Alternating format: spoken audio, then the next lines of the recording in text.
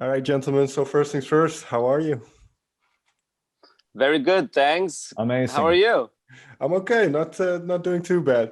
So before we jump into the music that you're making at the moment and have made in the past, I would like to jump back way to the beginning. Now, in terms of the style of music that you make, I wondered what kind of music did you grow up with? Well, we both come from a little different roots, I'd say. But Okay. me personally, I was early into music, like musicians, and Okay.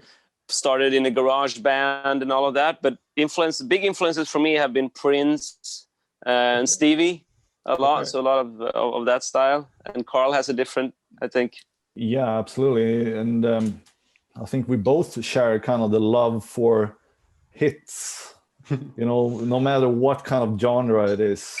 And growing up, for me, it was a lot of, classic rock stuff, early 70s, late 60s.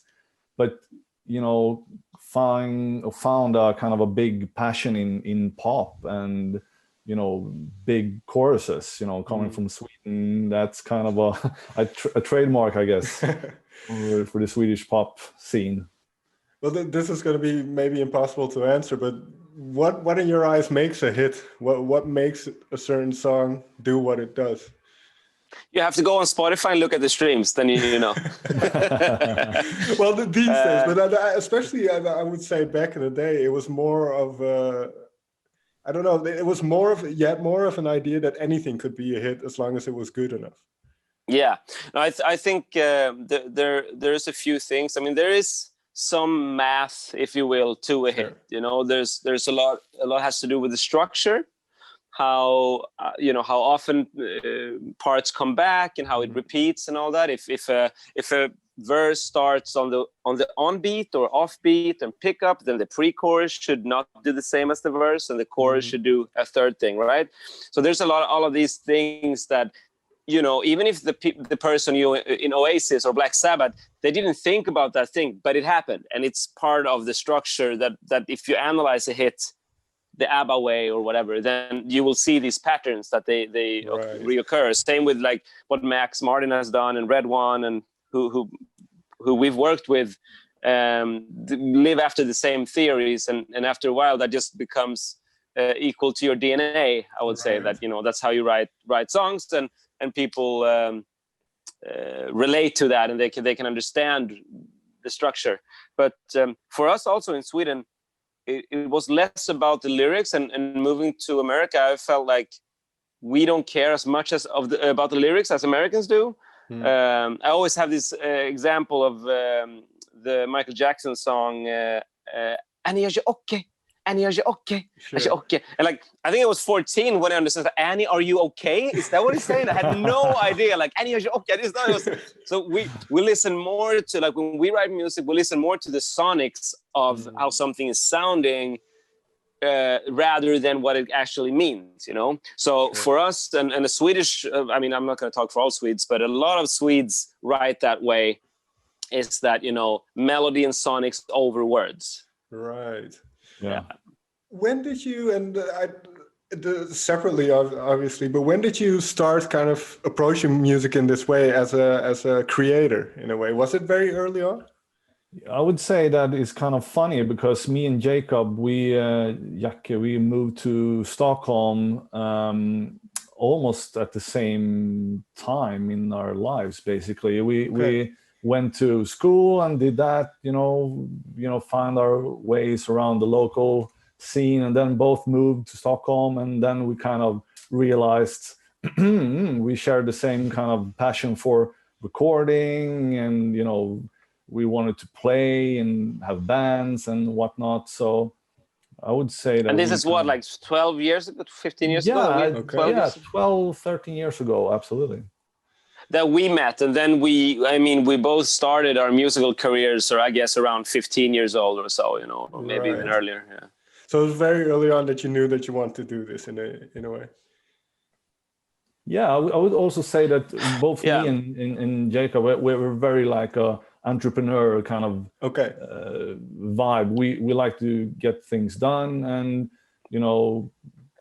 we'll try, and all of a sudden we find the right trial thing. and error all the time. Exactly, yeah. But we started out as being the band.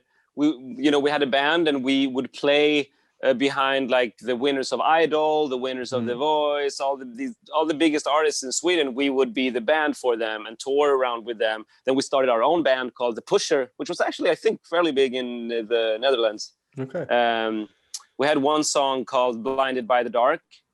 And then so we toured a lot in Germany, Switzerland, Austria with our own band, right? And then which we produced actually together with Oscar Halter, who just did Blinding Lights with the Weeknd song. So we had a team back then. And after a while, both me and Carl realized that the band thing's taking a lot of time, but the production and songwriting thing's also taking a lot of time. So we kind of have to choose here soon. And then we've done the production thing now for 10 years or whatever. And we felt now it's time to also bring that back to where we come from and form this thing so we can have an outlet to still release the music that we really like. Because we've done hits for the major ones. We've had number ones all over the world. And now we felt like we should still do that, but also have a way of releasing our own shit, Well, that's what I was thinking, because when you do so much work for other people and then supporting other people, were you writing your own songs in the meantime? And kind of, did you have ideas kind of stored away in a box somewhere?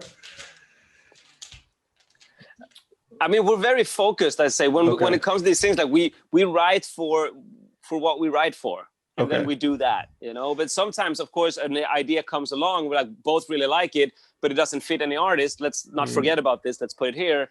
But now we have multiple bands now which Nairobi is one of them.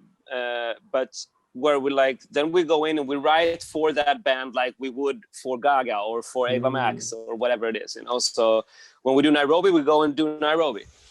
Go ahead. One really funny thing is that I think for the Nairobi band, it's a lot of fun for us again to play instruments, be in a big studio.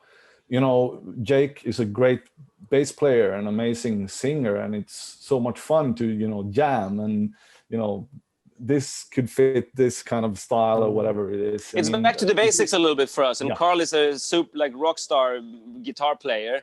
So I completely agree. It's very fun for us to be able to implement that, because now it's coming back to that less and less of splice producers can do what we can do, because it's coming back to music again. And that's where we can actually really, for once, we can actually use those skills.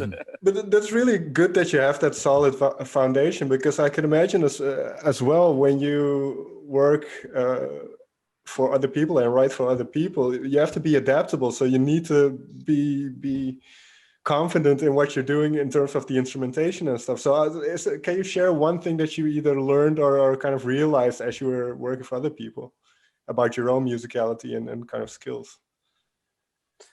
Well, I mean, I can, for me anyways, I've realized that jack of all trades is a really good thing. Like if you know a little bit about a lot, that can really take you a long way when producing and doing stuff, because you're not a studio musician anymore, where you have to okay, let's go from the top. You have to play the whole song straight through. No, we can take the verse 900 times until it's perfect, But when you're with an artist, a big artist, and you pick up a guitar or you sit by the piano, even if you're not a great piano player, but you can just, do something, they get really impressed. Even if you hold a trumpet, they're like, "Oh my God, bravo!" It's like, have you seen this guy? What is this? So it's really, it brings up your credibility that especially in America, because here you have an engineer, you have somebody that moves the mouse for you, you have somebody that gets you coffee, and then us Swedes, we work in a different way. We're the vocal producer, we're the songwriter, we're the coffee maker, we're the everything.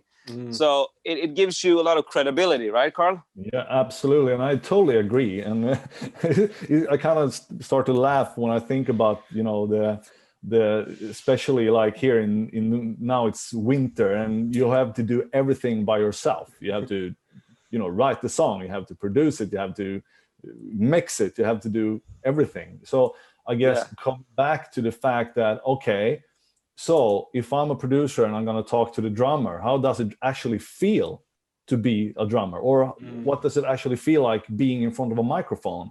It could be nerve-wracking, it could be kind of scary. Yeah. How does that actually feel? And I guess that is super important to, you know, if I hear something in my head, or, you know, how can we make that happen, you know, in front of a microphone? Well, I find it very interesting because I speak to a lot of artists, and when they talk about producers, one thing they look for is kind of, it's almost on a mental level as well, somebody who can kind of be outside of the band but be part of the band in a way, if you know what I mean.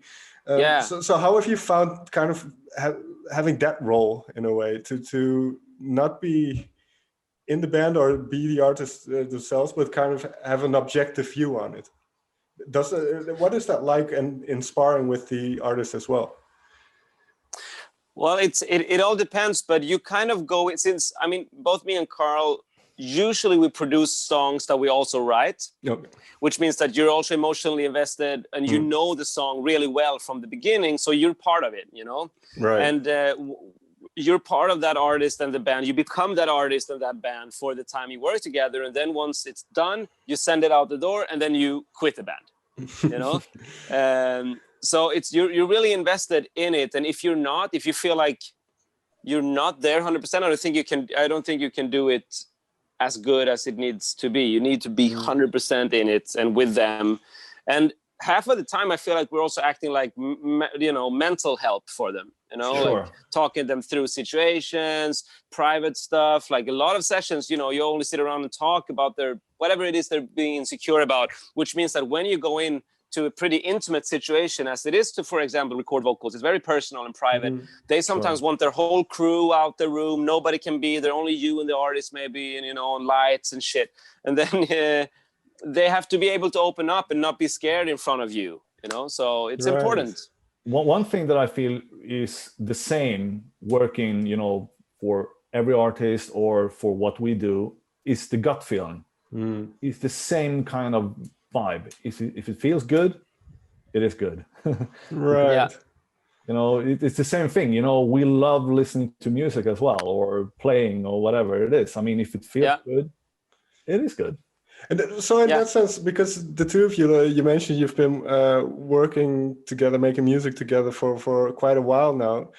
Can you still surprise each other? Or can you kind of get that response out of each other to kind of get that gut feeling? It's the gut feeling, yes. But I don't know about surprise, because I think very highly about Karl, you know, and I know what he's capable of. So it's not a surprise, but it's more almost like you see your kids make a goal in soccer, you know, you're proud. Like when he sends something and like, I really like it, if he sends me a track, then I really feel it. Then I'm like, oh my God, you know, like that we still can feel this way about each other after this long time is amazing to me. But it's more that like I'm more in, you know, what's it called? When you're appreciative over him rather than I'm surprised, you know? Yeah. Because if I was surprised, I would. That means that I kind of think he's shit, and then if you send something good, I'm like, oh. But it's still, I must say, when you hear a song on the radio or something like that we've done, you know, I kind of realize, Jesus, this guy's super talented, and it's a privilege to be able to do what we do. It is our job. It could be it's a small hobby, but it is our job, and it's amazing. And sometimes when you hear songs that we've done or you've done on the radio, I mean, it's like, wow, you know, we're very blessed. Yeah. Let me ask you this way then. Why do you think the two of you work so well together? I mean, it's about, back to what Karl said, I think, but it's about gut feeling. We share the same taste in a lot of things. And since music is just up to whoever listens to it, when our gut feeling says something, a lot of people if you look at our track record, a lot of people tend to think the same way, right? That's just, we've developed a gut feeling that we share with a lot of people in the world. Me and Karl share that gut feeling. So like if he really likes something, I usually like it too, and the other way around. So I think that's a big plus. And then we also really respect each other's opinion. You know, like if he feels something, I trust him. And if I feel something, he trusts me too. I think those two things are, gut feeling and respect are two things. And then we also have a very fun together. That's very important, I think. Yeah. It's very important, I think, to be able to enjoy each other's company. It's actually more important than you think to be able, you know, and let's face it, I'm spending time here with my best friend and we're creating music, and, you know, it's fun. And it's always been very much about that too, you know, that the fact that we're having fun, we're laughing, we're, you know, discussing whatever, you know, goes on. Sure. Talking about that gut feeling, then, if we move towards the single, what was the gut feeling as you were working on High Forever? What was there a moment? Was there a certain sound, or what was that thing that made it work for you?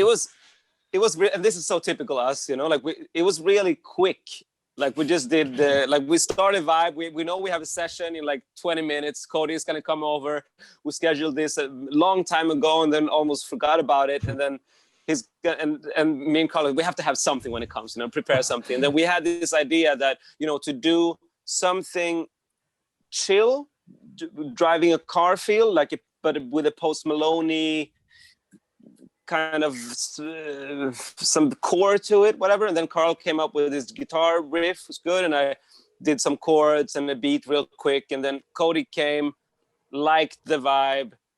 We wrote the top line. He wrote the lyrics really quick. We cut the vocals. Like this writing process was like 2.5 hours. Okay. The whole thing. Yeah. Okay. But it felt really good and really natural the whole time. But High Forever, to me, is not one of those, like, when you hear it the first time, you're like, what the fuck, this is such a big hit. But when you hear, but you love it the whole time. I've loved it from the first time I heard it, and I still love it, which is, it's indicating that it's a song that will have a long life. Yeah.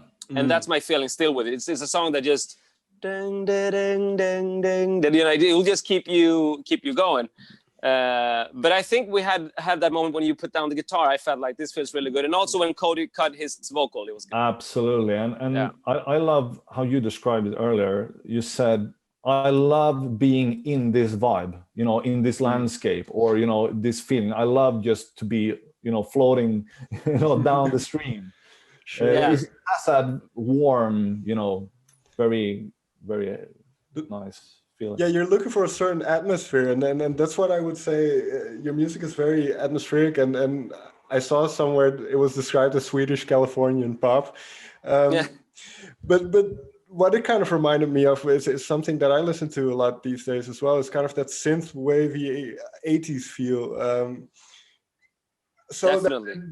What I like about it is all those terrible movies with great soundtracks from the 80s. Right. But so what for you is you mentioned Stevie Wonder earlier. What is kind of the inspiration for the sound that Nairobi now has? I mean, we're traveling a little. We feel like anything that makes you feel good is going to be under the wings of Nairobi, we think. We have some interesting releases coming up now too, where we've gone. It's even more groovy, and, you know, even flirting Bruno Mars, but, you know, always big beats, you know, and then focus on the groove and the feel and the vibe, as Karl described. But I don't think we have. If you would put up a mood board about Nairobi, it would be more about feelings than about sound references. Right. I think we're going to travel a bit, you know. Like the Mike Perry release, for example, that we have out too, is way different from High Forever, but we think it's a fantastic track. Sure. Yeah, and also, you know, spending a lot of time in LA with the last year or two, I feel every time we've been in the car going back and forth to the studio, it's always been like Daft Punk or Giorgio Moroder or something like that. You know, it's kind of big mix of, you know, synth, grooves, funky guitars, maybe. a little bit of Fleetwood Mac. Sure. Mm-hmm. So it's very much, I would say, the environment and your own, where your own mindset is at the time, I suppose, what kind of emotions and moods come out of it. So, well, the songs that you're releasing now, are you working towards something in particular, like an album, or is there a certain, I don't want to say goal in front of you, but right. But yeah, I see what you mean. Well, we have a partnership. We did a 2 or 3 song deal with Low Key Entertainment Group, which we're very excited about. Where High Forever is the first one, and we are looking at a second release of a very cool sample that we just now are clearing for February sometime, hopefully, or maybe March. That we're very excited about. So that's going to be the next one. After that, another single. But I think, I mean, we both think that Nairobi is more of a singles project rather than an album project as of now. We might package once we've released X amount of songs, we might package that into one album. But we're just going to try and release a lot of music this year and get it out there. And I suppose that works well with the time. In the time that we're living, where you can just publish some music and there is no touring, so why wait for a whole album? Just put out what you have, right? For sure. And also, since we do everything in-house, even if Carl is in Sweden and I'm in Los Angeles, we still send things back and forth, and we can produce and write and finish songs without having to see each other in person. So it's good. And you mentioned that you're quite the vocalist as well, and obviously Cody is singing on this song. But are you looking for people to work with all these songs that you make, or do you keep it to yourselves as well? I would say both. I mean, I must say I'm a big fan of Jake's singing, and looking forward to having his voice on a couple of tracks as well. But we're definitely open to collaborations right now. I think that's a great way for marketing as well. Definitely agree. In that sense, what was it? Because I read somewhere that you knew Cody from quite a while ago, quite some years back. But what was it like, kind of reconnecting with him and then making this song? Because he's one of those names who has a lot of that attraction to it, I would say. Right. Yeah. No, it's great. I mean, we've always been close. I met him first time when I was working with Red One. I was I was with Red One for many years. And Cody came in there and, was going to work with Red and worked with Red, but also with me. And then we kept in contact, kept in touch. And there's this one song that we did that he wants for his project. So we connected over that one and wanted to finish that one, a song that Karl also worked on. And then we said, if you can have this one for your project, but can you guest our project for one? So we kind of did a swap there, which worked out really good for us all. So no, it's great. He's a great guy, and we love him. He's really, really talented and just super talented. Yes, good dude. And obviously, in terms of the video, it's also about something that's very important, I would say, to the world with the way we treat the environment. So when did that element come into it, kind of making a game and making it about kind of cleaning up our oceans in a way? I mean, it's kind of interesting because at the moment right now we're kind of been discussing a lot of that, and it's super important topic for sure. I mean. And we're like that. That's kind of the things that, in between we're recording and stuff like that. On the lunch break, we're discussing all of these things. We should do something, How can we, help in some way, So that was a topic that kind of came up along the way. Yeah. Okay. And together with that, also, since Cody is so committed, he's very, he's really working for the environment, for the ocean in particular, and stuff like that. So it was a very natural thing that if we could do this, and also since we couldn't be there in person together, this was a good option, right? Yeah. And also the arcade, the whole arcade thing is super fun. It fits, it fits, I would say. Final question then. what do you hope Nairobi can do? How far do you want to take it in a way? I mean, we want to, as always, when we start things, we set the bar so high that it's like almost unreachable, and then we reach it sometimes, you know. So, I mean, we want to be a billion streamer. Absolutely. And you know, we want to tour and play Vegas and play the whole world, and just bring our music out there, and we want to blow it up. No, but the reason why I ask it, because now you are again kind of the ones in front, so you that's very welcoming to you guys. I mean, it's such a good feeling again to be in front as well. I mean, it's good to be, you know, a little bit in the back as well. But sometimes, you know, like I said, when you have that gut feeling, it's like, well, this is us. Let's go. Right. Yeah, it's like coming home. Yeah. One last thought then. How difficult is it now then, with the world being as it is, that there are no live shows, no live music anywhere? Just as you kind of return to that whole side of it, what has that been like?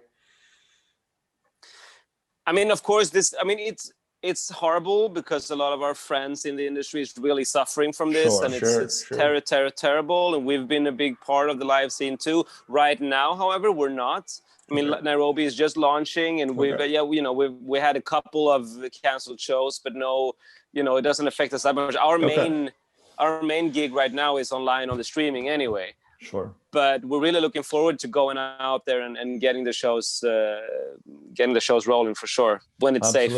Absolutely. And one of the positive things about it is the fact that we can really lock ourselves into the studio and write hits. Make the music. Yeah, sure. Agree. Well, let's hope that you get to play somewhere live very soon then, and I can't wait to see what you come up with then. I appreciate it. Thank you so much, Robin, for having us, man. Gentlemen, thank you so much.